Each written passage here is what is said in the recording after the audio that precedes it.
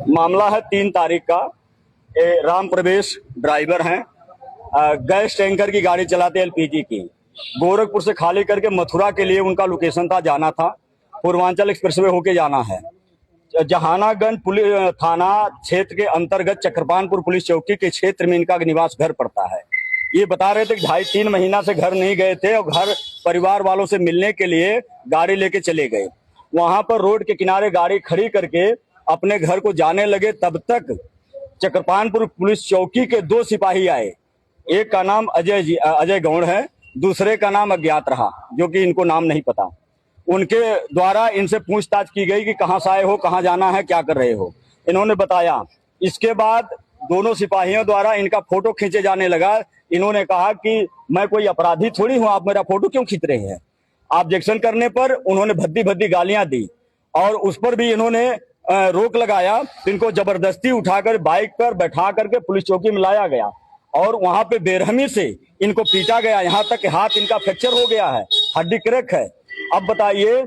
और इसके बाद मुझे सूचना मिली तो मैंने जहानागंज थाना अध्यक्ष महोदय को ज्ञापन दिलवाया।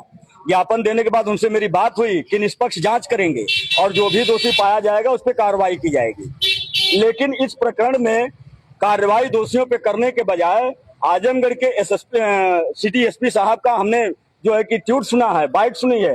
वो कह रहे हैं कि ड्राइवर दारू के नशे में धुत था और इसका अभियान चल रहा था, इसलिए उसको उसके परिजनों को बुला करके समझा बुझा करके माफीनामा लिखवा करके उसको 292 के तहत मुकदमा करके घर भेज दिया गया है। अगर आपने सम्मान पूर्वक या समझा बुझा के घर भेज दिया तो ये हथवा कहां से टूटा है, ये हाथ किसने तोड़ा। और इसके कान के पर्दे पर चोट लगी, इसको सुनाई नहीं दे रहा है।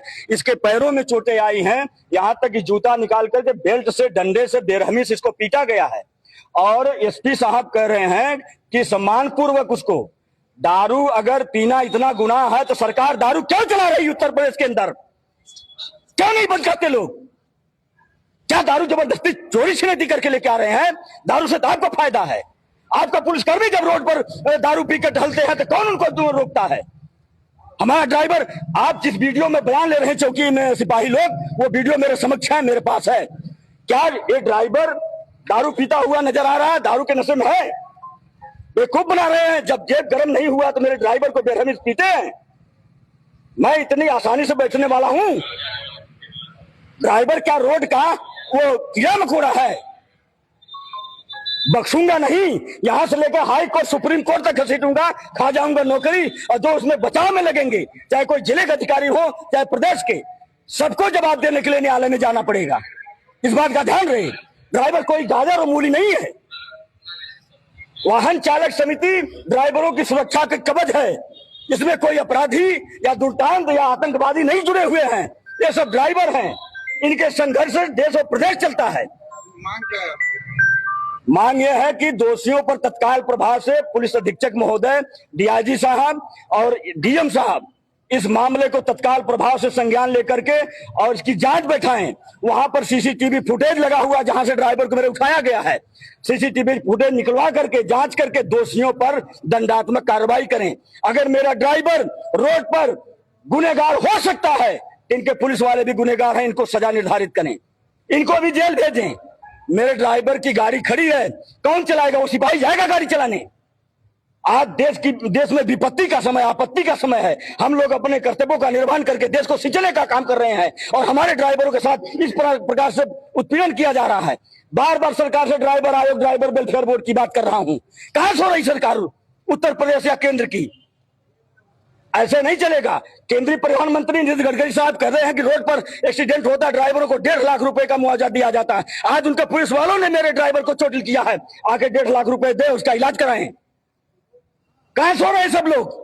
सिर्फ पेपरों में और भाषणों में बातें चलेंगी, जमीन पर उतरना पड़ेगा।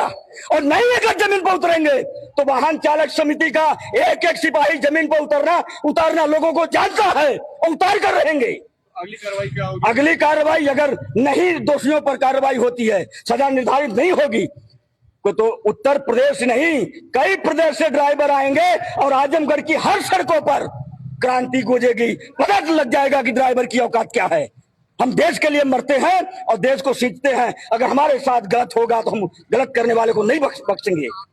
हम जाम करेंगे तो जाम करेंगे। कई बार यूनियन जी